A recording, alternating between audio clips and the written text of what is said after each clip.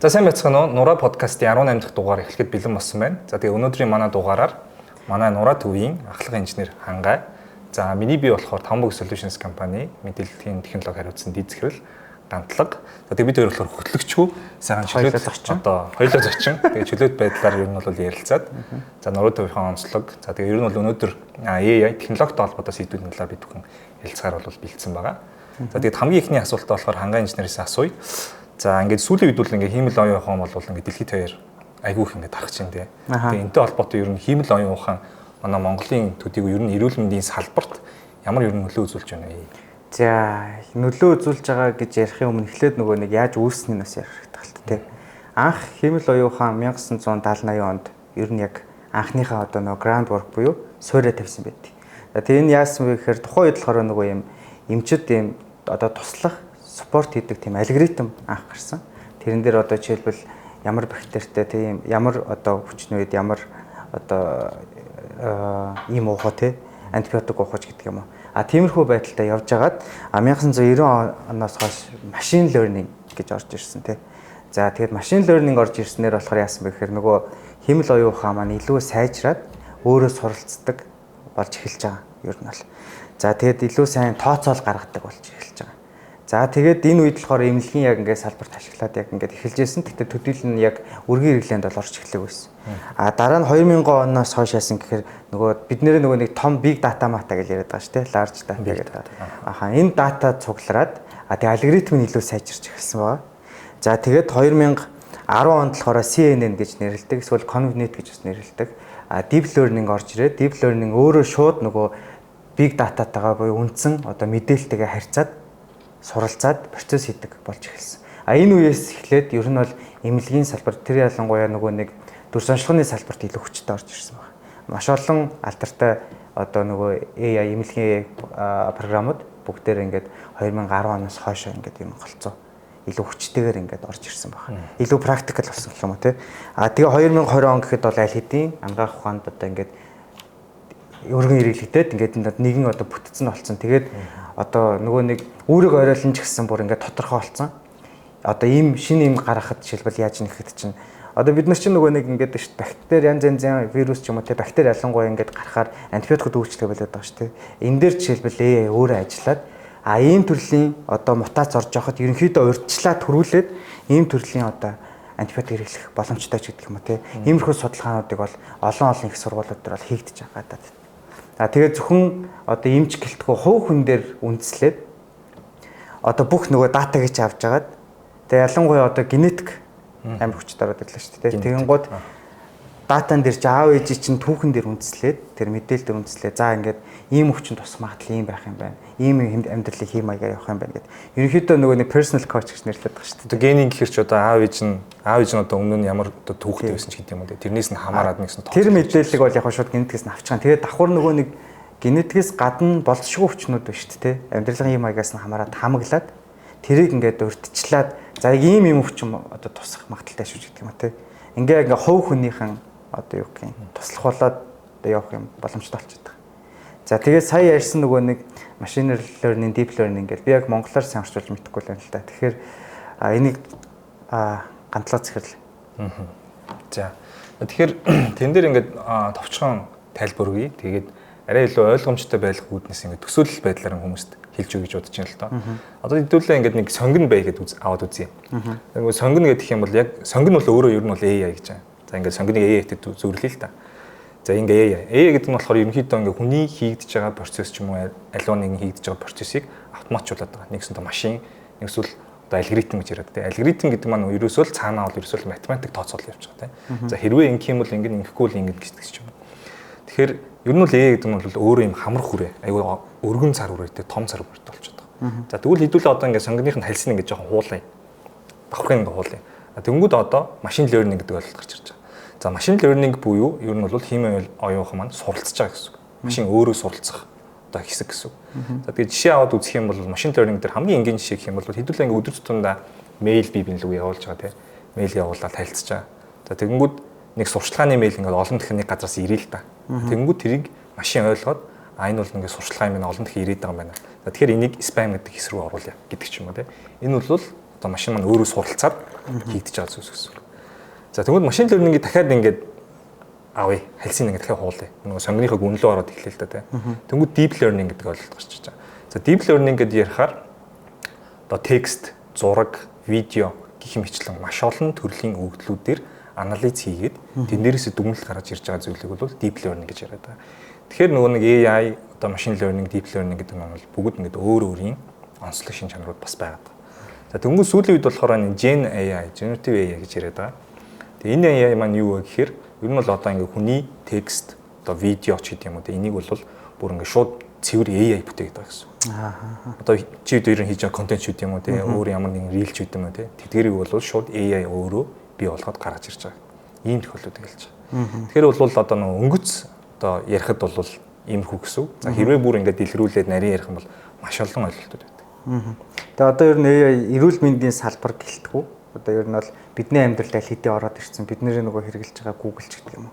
Бүгдээр AI одоо ороод ирсэн байгаа. Та хэд ингээд нөгөө нэг анзаарсан бол нөгөө ингээд сайтууд руу орохоор би одоо робот биш гээд би хүн гээд сонголт өгдөг шүү дээ. Тэрэн дээр жишээлбэл яаж ажиллана гэх. Тэр чинь ингээд амархан шүү дээ. Компьютер байвал ингээд энэ дээр дарах хэрэгтэй гэж нэг алгоритмад арчин шүү дээ. Тэгэнгუთ хүн ингээд тэрийг хараад унштай байна л да. Тодорхой хэдэн секунд болдог.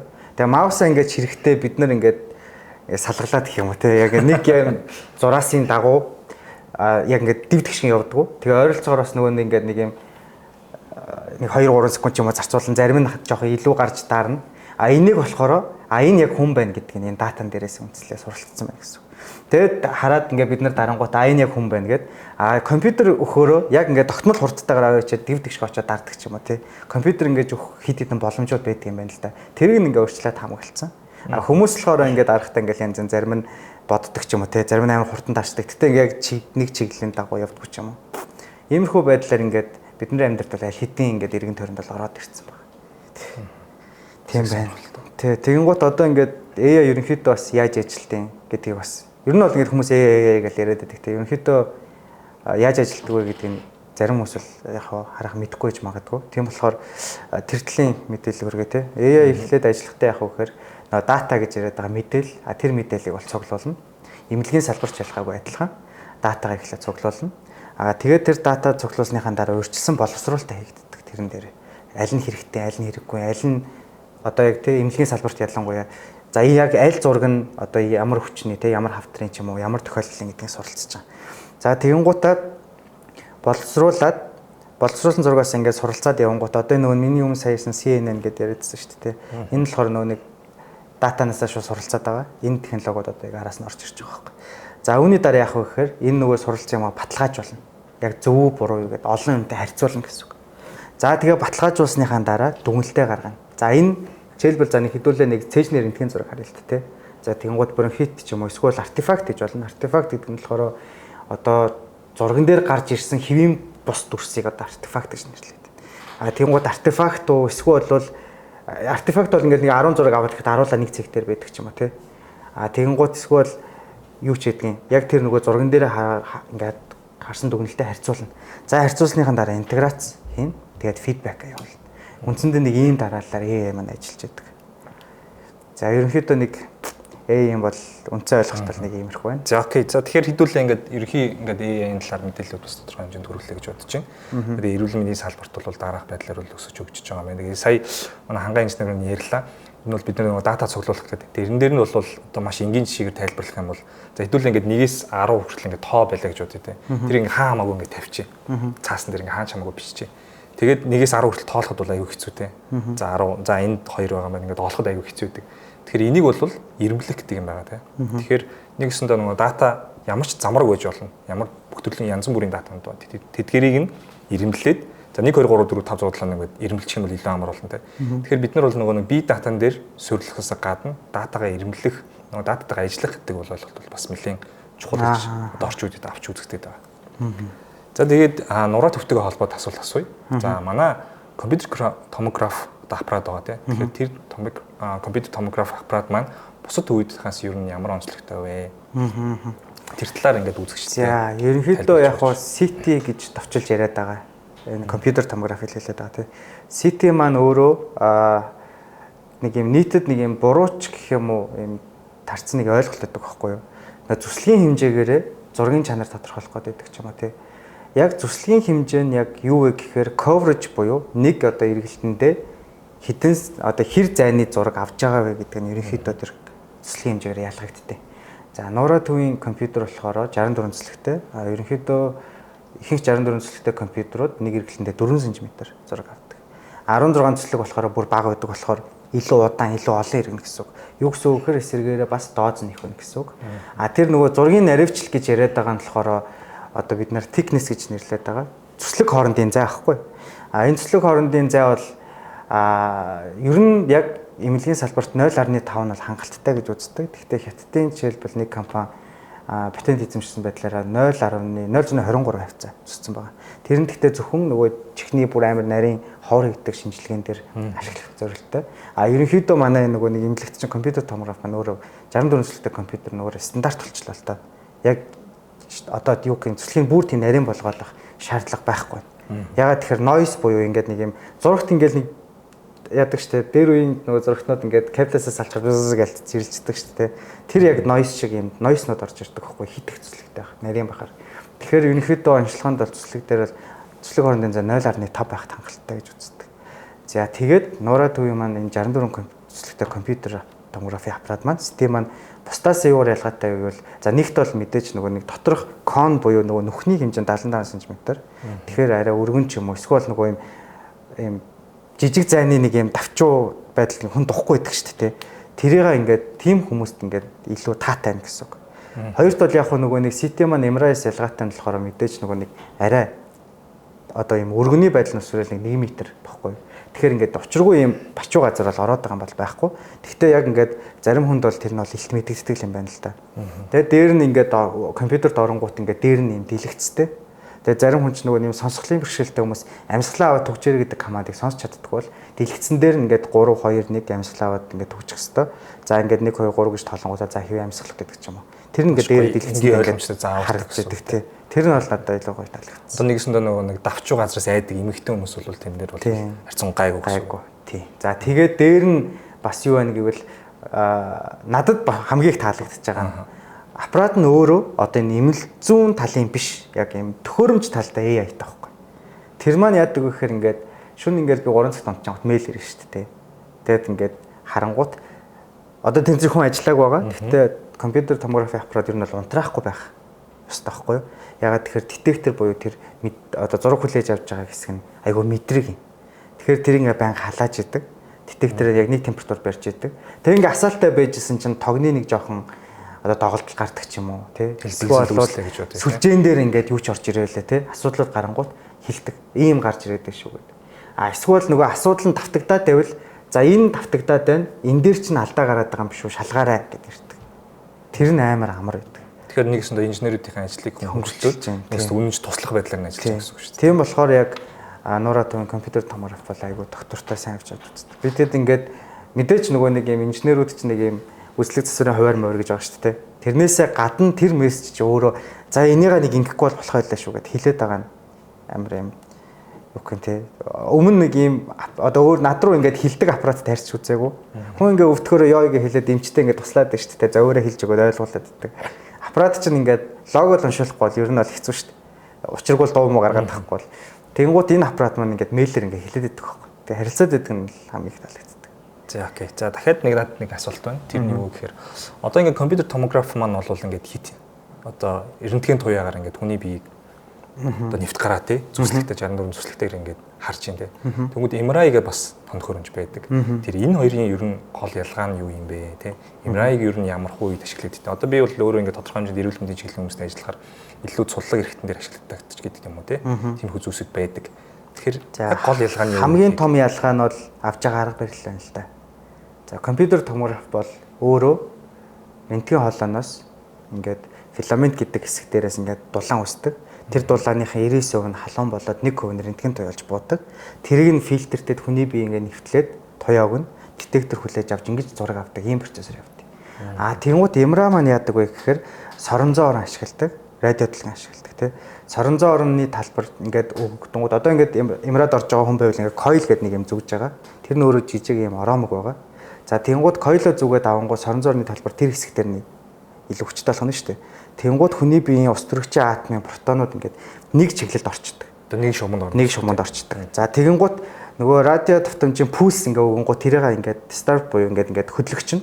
А тэрнээс гарч байгаа сигналыг нь цуглуулж аваад зураг цуглуулад тэрийг дахин боловсруулалт хийгээд enhancement хийгээд гаргаж ирдэг. Ийм зарчмаар ямар ажил. Одоо нэгсэндээ одоо атомууд ингээ хөдлөх үед тий, тэгэхээр илүү одоо ийд мэд илүү одоо тий хүний бие ийд илүү харагдах байх л та тий. Яг нөгөө эмч хүн биш болохоор ерөнхийдөө бол төхөөрөмжөө яг нөгөө нэг яаж ажилладаг амар сайн мэдээд байгаа тий. Гэхдээ яг юунд зориулж хийж байгаа талаас нь бол нэх бас гүнзгий сайн мэдгүй болохоор. За окей. За тэгэхээр дараагийн асуултаа шууд том төхөөрөмжтэйгээ холбоод асууя. За манай компьютер томограф буюу нуураа төвийн томограф. За томограф дээр AI ажиллаад байгаа тийм. Тэгээ энэ хоёрын хослол нь одоо бусад одоо томографоос ямар ялгаа юу вэ тийм? Яаж сайжруулад байна? Тэгээ ашигласнаар ямар үр дүнтэй юм. За нэгт бол нөгөө нэг сонсон бах те нөгөө ловдос ультра ловдос би маш бага тунтай компьютер баг тунгаар гэдэг. Нэгсэндээ цацрагийн баг тунгаар явж байгаа. За тэгэхээр яах вэ гэхээр өгж байгаа гүйдлийн хэмжээг нь маш бага болгочоор хүний биед одоо хортой гэдэг рентген цацраг маань багасчихна. За энэний сул тал нь гэвэл мэдээ зургийн чанар бол илүү бүрсэлттэй болоод эхэлнэ. Тэгэхээр нэгсэндээ хүн рентген туяаг арай бага цацрагаар аваад тэгтээ нөгөө гарч байгаа зураг маань илүү чанарын түвшинд арай бага гэсэн үг. Маш бага. За энэ дээр яг нэг юм факт хэлэхэд дэлхийн одоо дундаж одоо байгалаас авдаг. Бид нар ингээд одоо унтж явахдаа ч тэр одоо эсвэл онгоцонд явж байхдаа ч тэр эсвэл битүү газар хүнтэй байсан ч гэсэн байнга цацраг авч яадаг. Тэгээ байгалаас авж байгаа цацрагийн хамгийн бага хэмжээнд болохоор 2.4 мс. Энэ болохоор дэлхийн дундаж.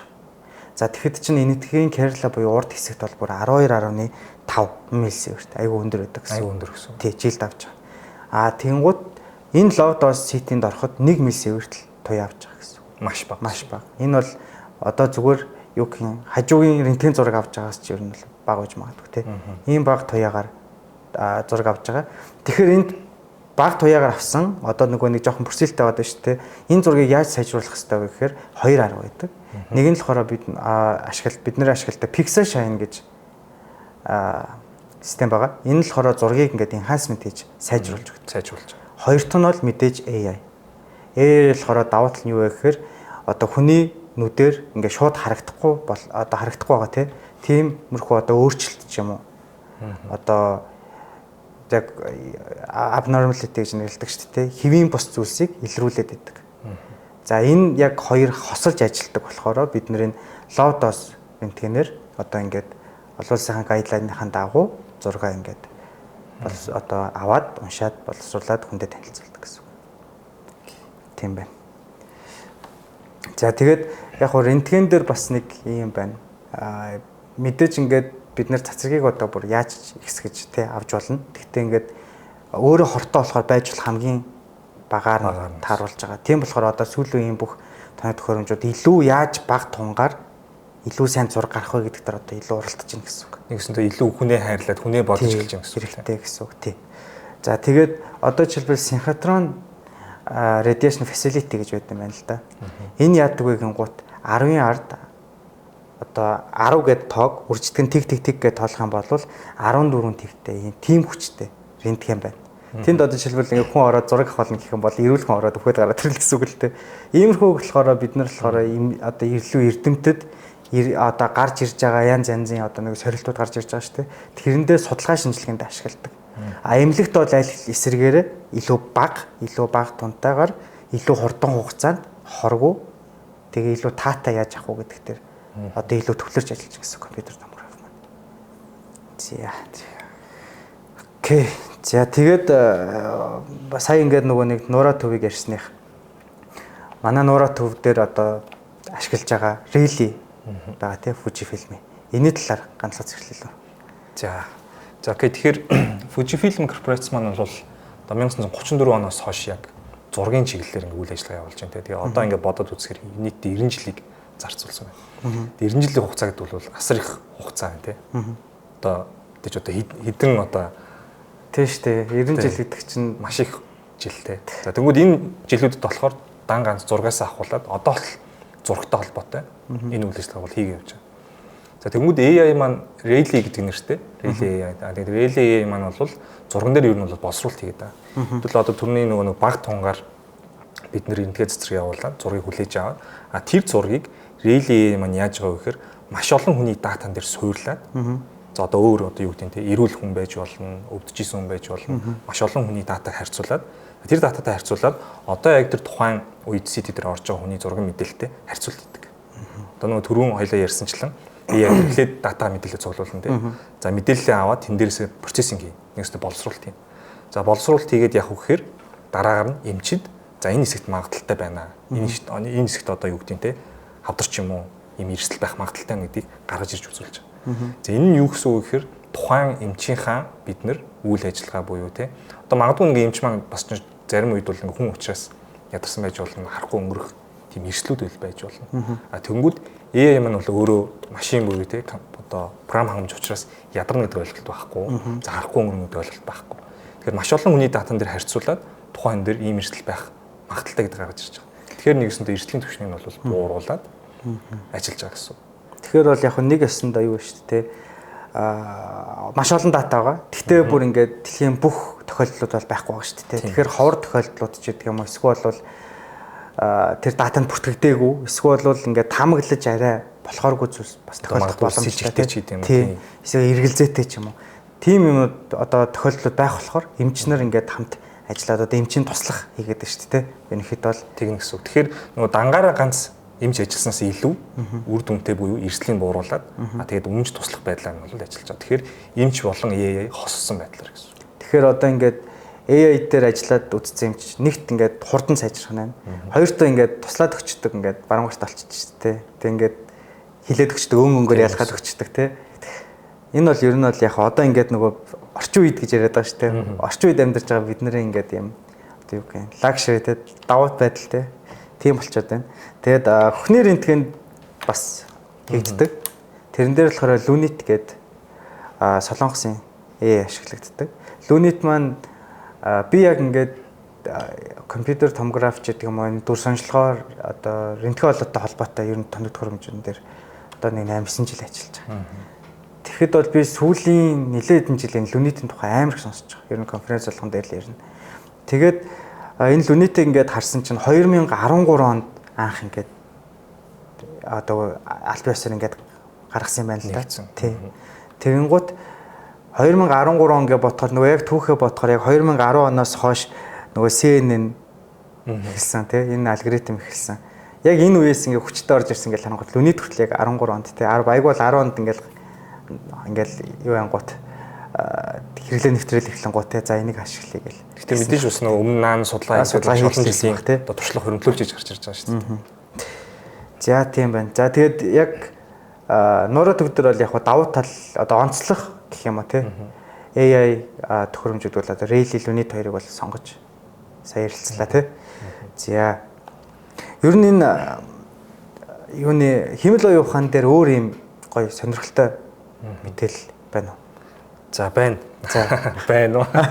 За би нэг мэдээлэл уншсан чинь 2017 онд Google-ийн нэг гаргасан AlphaGo гэдэг яг хиймэл оюун ухаан байгаа юм. Тэгээ тэр хиймэл оюун ухаан яадаг вэ гэсэн чинь одоо манай монголчуудын нэрлэж заншснаар бол нөгөө гоо даам гэж байгаа байхгүй.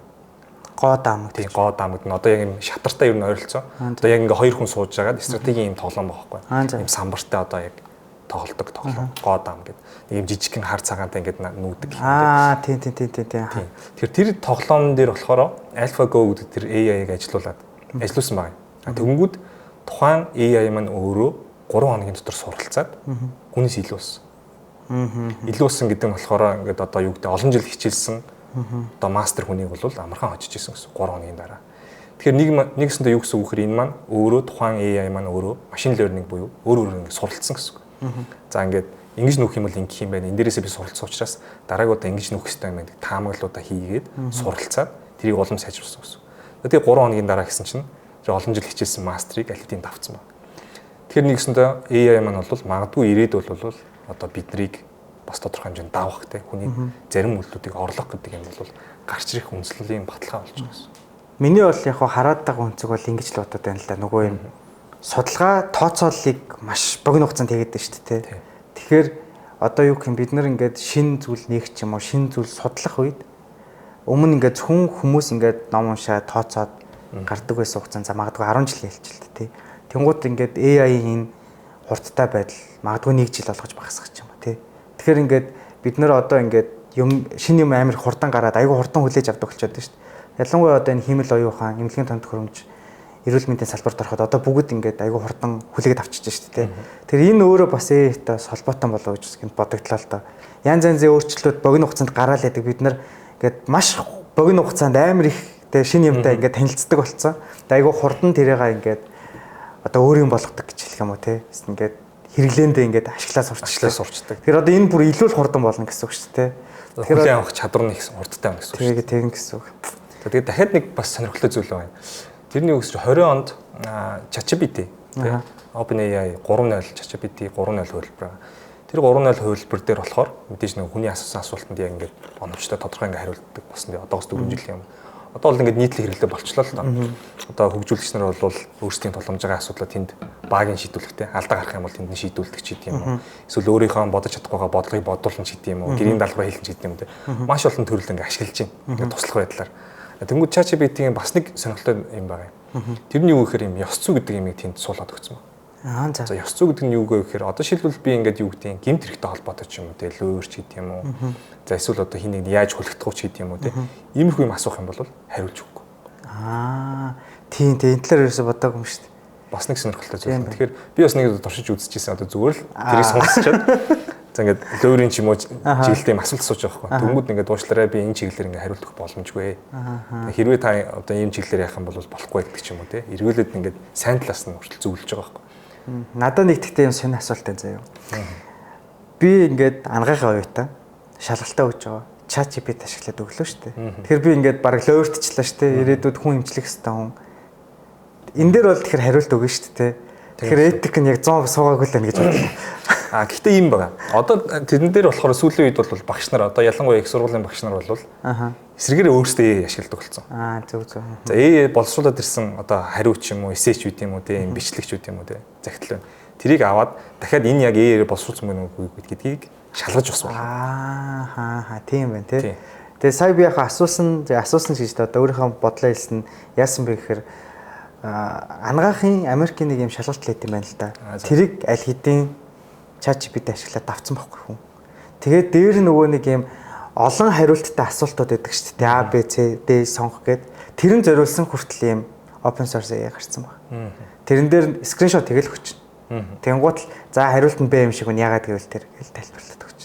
Одоо бүр үнс шалтгаантай тайлбарлаж өгнө гэсэн үг шүү. Тэгэхээр яг сая яг ярьж байхад гэнэ бодлоо 10 жил тооны машин багш нар ашиглуулдаг байсан шүү дээ. Ингээд наа чин болохгүй гээд. Одоо яг одооны хүүхдүүдийн тооны машин бол ChatGPT. Тийм байна тий. Бас байна. За дараагийн тон төхөөрөмж рүү оръё. Тэр маань болохоор нуураа төв дээр DEXA гэдэг тон төхөөрөмж үүдэг тий.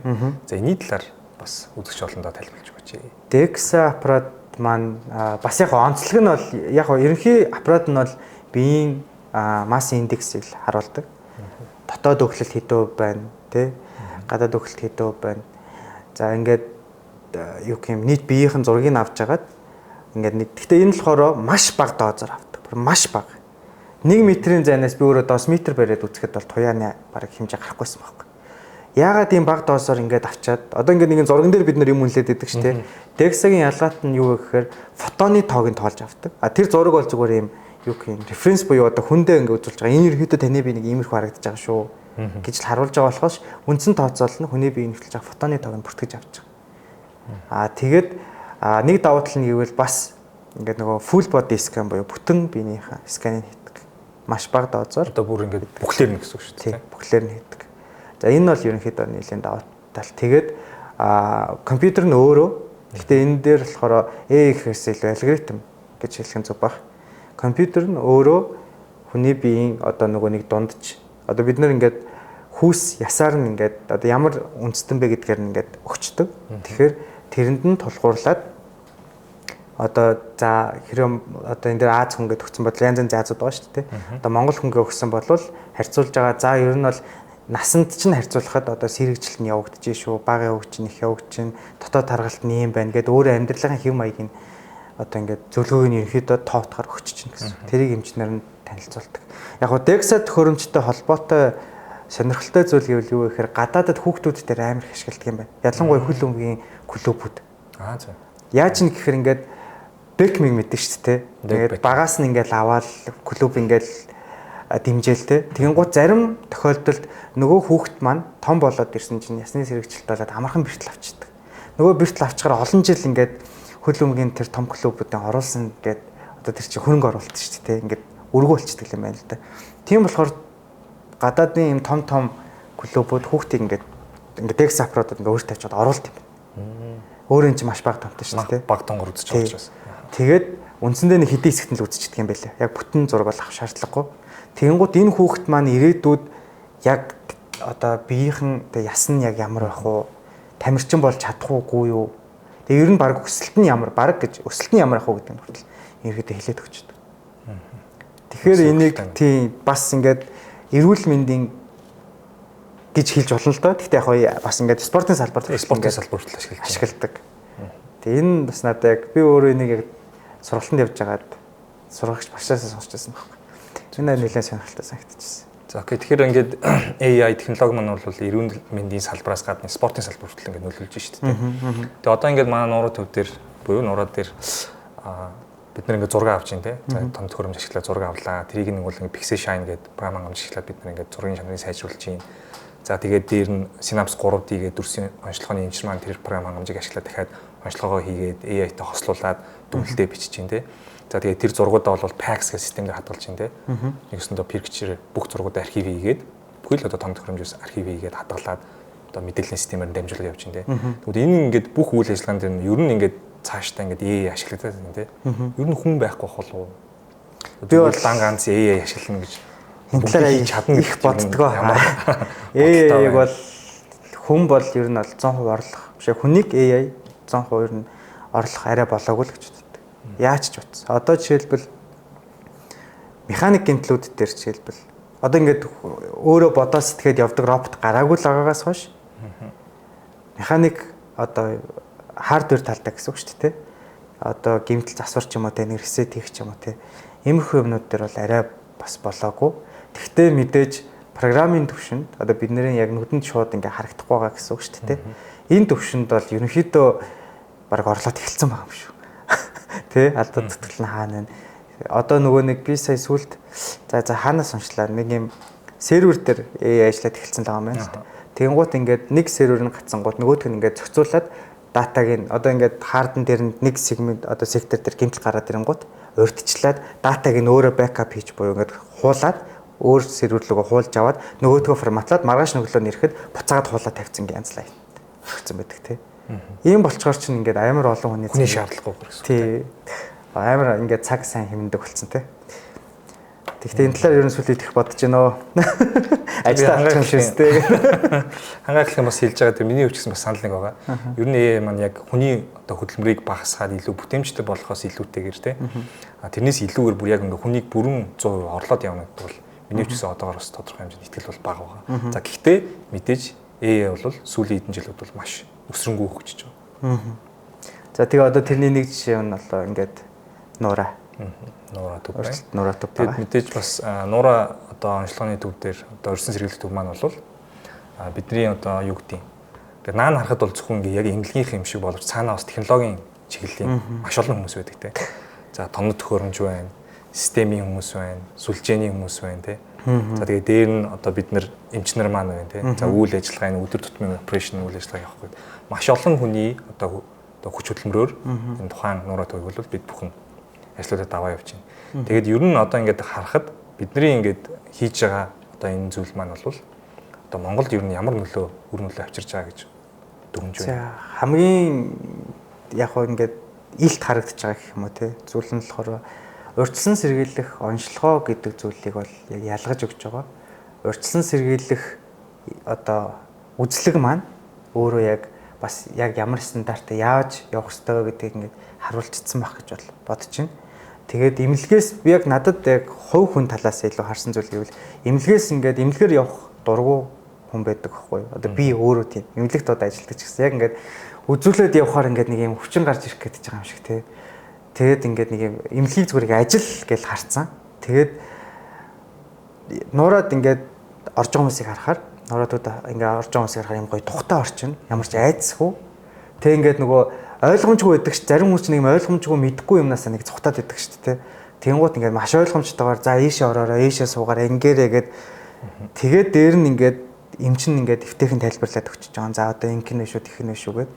Тэгээд тэндээс нь гарсан өөрчлөлттэй нэг цөөн хэсэг хүмүүс ээж болно шүү дээ. Тэр хүмүүс ингээд цаашаага яг имлэгээр уус эмч ингээд яваараа гэж хэлсэн багт чинь өөрт хүн нөгөө нэг үгийг хинээс сонсох нэг чухал байгаа гэж байна. Ингээл одоо жишээлбэл манай дүү мөч юм намайг танайгаа үзүүлээч гэхээр ингээд нэг чихний гажуур өнгөрчдөг те. Тэнгууд эмч суугаад за ингэхгүй бол болохгүй нэ шүү гэхээр яг нэрээ тийштэй гэл тэг имлэгээр яваад ингээд цаашаага үзүүлдэг те.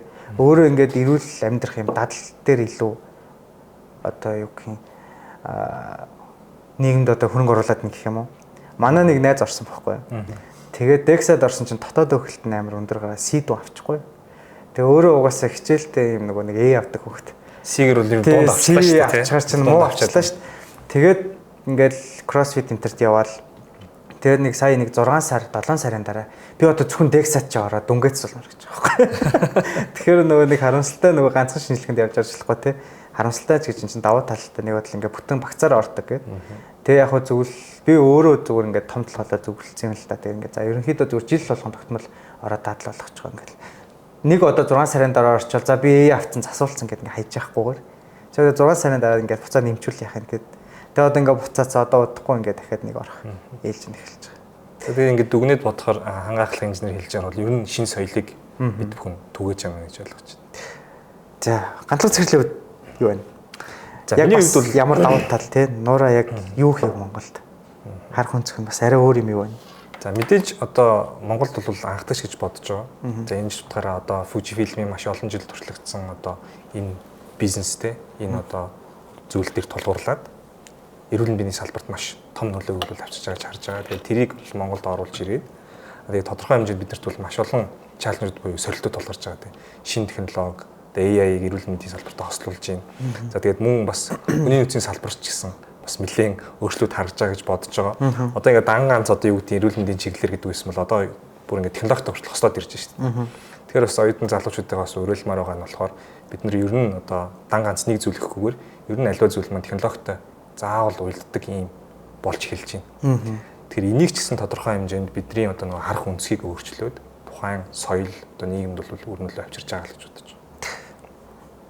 Энийг сүүлийн жилийн нэлээд мэдэрч гэн дөө. Ер нь зарим эмчилгээн дээр одоо юу гэх юм эмч оролцох нь илүү багасаад эхэлсэн байна. Эмчилгээ гэж одоо тийм эмчилгээ гэж хэлж болно л да. Бөөрийн чөлөө занаас бутлахад жишээлбэл рентген техникчнээс сууж байгаа буталдаг болчих шүү дээ. Да Винчи гээд аппарат байна шүү дээ. Ингээд би одоо ингээд 5 жил болж ороод ирсэн тий.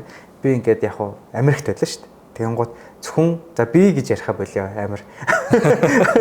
Нэг юм амир лаг хүн байлаа тий. Тэр нь Америкт байдаг. Тэгээ тэр хүн зөвхөн хийж чадах хагалгаа байвал тэгээ 5 жил ороод ирсэн. Дэлхийн өөр өнцөгт шууд Да Винчигаар ингээд холоос удартай хийдэг ч юм уу тий. Ингээ өөрөө технологи маань ингээд салшгүй нэг хэсэг болсон байна. Таатай байна. Зохиож хийж бүтээсэн хүмүүст нь баярлалаа гэж хэлье. Үл мэдгээ ах гэж нараас мэддэг шүү. За ингэсэн байна. Эмиратад байдаг юм инженерүүд нь Fujifilm инженерүүд ингээд нэг сурагч өгч нар биенийгаа зургийг авсан юм байна л да. Тэгсэн чинь нэг багшийн зураг нь аппаратанд орсон чинь ингээд дүгнэлт аяга муу гарчиж. Муу үлгээ авчихсан. Тий. Тэгээ өөрөө болохоор амар би билдер сайтай. Тэгээд нөгөөдөл нь FAS буюу application specialist нөгөө программын талын одоо эмнэлгийн хүн байгаа байхгүй тохируулдаг. Тэр хүнээс асуусан чинь энд ирээд хэр удаж байгаа вэ гэдгсэн чинь ингээд бараг 10 жил болж байна гэдэг. Тэгсэн чинь нөгөө хүн маань яасан бэ гэхээр Африк хүн гэж ороогүй. Уг нь Африк хүн байсан. Тий, Африк хүн байсан. Тэгээд Аз дотроос сонгож жоод ойрхот орно гэдэг орсон байна. Тэгсэн чинь нөгөөдх нь шинжилгээндээ тэнцээ гараад ирсэн. Тэгээ яасан бэ гэсэн чинь жишээ нь би одоо өөр дээр авах юм бол би Канадад 10 жил амьдэрсэн. Тэгээ Монголд хурж ирээд Dex аппаратанд орохоор бол би энийгээ хийх хэрэгтэй. Би 10 жил ингээ гадаад дэжаад ирсэн. Тэгээ хаана байсан бэ гэд тэр байсан газрынхан рейс буюу үндэснээр нь сонгож зургийг авч иж үр дүн зөв гардаг. Тэгэхээр нэгсэндээ тухайн улс орных нь одоо датан дээр суурилж иж дата гэхээсээ илүү одоо нөгөө амьдралын хэв маяг идж байгаа хоол агаарын даралт ч гэдэг юм уу. Энэ бүхэн маань ингээд 10 жилийн хугацаанд ингээд нөлөөлдөг юм байна л та. Тэгээд яг ингээл генетикийн төвшөнд бол ингээл яг монгол хүн хэврэл байгаа шүү дээ. Тэгвэл декс аппарат ингээ ясны сэргэжил биеийн индекс мас нь тооцохдоо тэрэнд одоо идчихсэн миний хоол молыг тооцоолоод тэр бүрэн гаргаж өгдөг юм байна л да. Тэгэхээр нарийн тооцоолол гэдэг. Яг ингээд ямар үндэстэн бэ гэж декса дээр заавал сонгодог юм. Ерөөсөө аль ч брендийн ямар ч декс аппарат бүгд адилхан. Тэр нь өөрөө яг ингээд шинжилгээгээ зөв гаргахад нь тусалдаг гэсэн үг байхгүй. Тэгэхээр би одоо монгол хүн байгаа дэлхийд хаанч очсон монгол хүн гэдгээр нь ингээд орохгүй юм байна л да. Хаана амьдарч ирсэн яасан гэдэг нь чухал. Тэгэхээр ингээд бас нилээн юу байгаа ч тий ингээд мэдрэмжтэй байгаа ч тий зүгээр ингээд монгол хүн гэхээр дандаа юм байдаг гэсэн үг бол биш болчихж байгаа байхгүй. Тэгээ ингэж та одоо тооцоолдог аппарат ахнаа. За гандлага захирал ер нь цаашдаа нуураа төвийн ирээдүг юу гэж харж байна? Яах бол одоо ингээд өсрөнгөө хурдан хөгжөөдөг шүү дээ тий. За яг богино шууд хариулахад бол хөгжим ойлгомжтой. За яагаад ингэж хэлж байна вэ гэхээр одоо нуураа төв маань бол өөрөө Fujifilm корпорацтай ингээ хамтраад үйл ажиллагааг ингээ явуулж байна те. Тэнгүүд ингээ Монголд анхдагчаараа орж ирж байна. За манай ингээ том төхөөрөмжүүд байж чинь тэн дээр нь бол Rayleigh AI гэдэг ажиллаж байна те. Одоо Fujifilm бол 90 жилийн түүхтэйг түрүүн ярьсан хоёлаа. Тэнгүүд 90 жилийн хугацаанд ингээ зурагтай холбоотой маш олон төрлийн ингээ зүйлсийг хийгээд image processing гэдэг юм бол маш сайжраад ирсэн ба. Тэгэд энэ бол цаашд хөгцөөр л байх бол. Нэгсэндээ угаасаа өрсөлдөхгүйгээр байна гэж байхгүй шүү дээ. Дэлхийд өөр мэдээж image processing гэж маш олон компаниуд байгаа. Тэд маань ч гэсэн хийн, Fujifilm ялгаагүй хийн те. Тогтмол байнгын хөгжүүд юм. Тэр энийгээ дагаад ч гэсэн нуураа төв болвол цугтаа хамтдаа хөгжинэ. Тэгээ энэ дээр дахиад нэмэт хэлэхэд бол бидний харж байгаагаар бол түрүүн хэлсэнчлэн хоёлаа Pixel Shine, Synapse, Pax гэх маш олон нарийн мэрэгжлийн програм хангамжууд. За тий. За эмчнэрээ мэдээж бас нарийн мэрэгчлэх те. Одоо маш олон жил сурч иж энэ дадлага туршлагыг бол хөрөмлүүлж байгаа. Тэр энийг ингээ хослуулад аваа явж байгаа учраас энэ маань өөрөө маш онцлогтой бизнес. Нэгсэн тэр мэрэгжлийн нарийн тийм хүмүүс л хийж чаддаг гэсэн. Тэгэхээр энэ маань цаашид улам хөгжин эрдэмтэн судлаачид ч гэсэн мөн адил ороод пейпер бичээ те. Тэрийг гаргаад бодит амьдралд тушаа тестлээд ингээ явдаг. Тэгэхээр цаашид бол нуураа төв бол байнгын хөгжүүд явна л гэж харж байгаа. Мөн тэгээ дата хэрэг нэмэгдэхийн хэрээр илүү наривчлалтай наривчлалтай буюу accuracy сайтай болж эхэлсэн гэсэн үг тий. За тэгээд подкастын маань бол бас цаг дуусч байна. Тэгээд өнөөдөр бас хүрэлцэн манай подкастт оролцсон хангаахлах инженертэй баярлалаа. Хамт оролцсон гандлага захирал баярлалаа. За тэгээд манай гэрлүг төв маань бол нийтдээ одоогоор 18 мянган үйлчлүүлэгчийг бол хүлээн авсан байна. За тэгээд гэрлүг төв маань өөрөө 20 мянган хүн хүлээн авах хүчин чадалтай. За 23 оны 9 сард нэгдэжсэн. За тэгвэл одоо яг жилийн дараагаар буюу 2024 оны 9 сард бид нэр зайсан нуураа төв бол нээсэн. Нийтдээ 40 мянган хүн хүлээн авах хүчин чадалтай. За дэлхийд нуураагийн 7 төв байгаас хамгийн том төв нь манай төв болж байгаа тийм. За ийм төв байгаа. Тэгээ та бүхэн маань бол ирж үйлчлүүлээрэй. За ингээд нуураа подкастын маань 18 дахь дугаар өөр өндөрлж байна. Хүлээн авч сонссон нийт сонсогчдод баярлалаа. Хайртай хүмүүсийн төлөө хариуцлагатай байж эрт илрүүлийн шинжилгээнд хамрагдцгаая. Эрүүл жаргалтай амьдралын үндэс урьдчилан сэргийлэх үзлэг.